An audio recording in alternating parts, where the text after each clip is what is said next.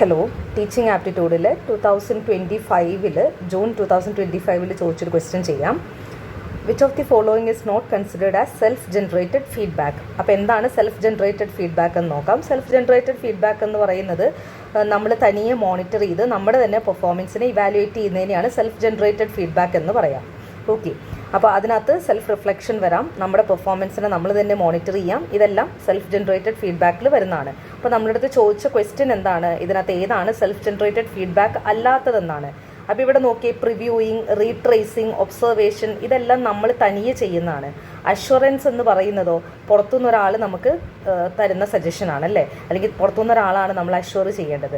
അപ്പോൾ അഷ്വറൻസ് എന്ന് പറയുന്നത് സെൽഫ് ജനറേറ്റഡ് അല്ല, അതൊരു എക്സ്റ്റേണൽ ആയിട്ടുള്ള ഒരാൾ തരുന്ന ഫീഡ്ബാക്കാണ്.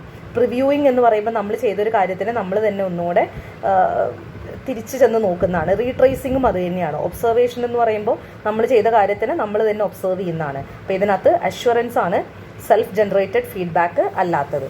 Okay, thank you.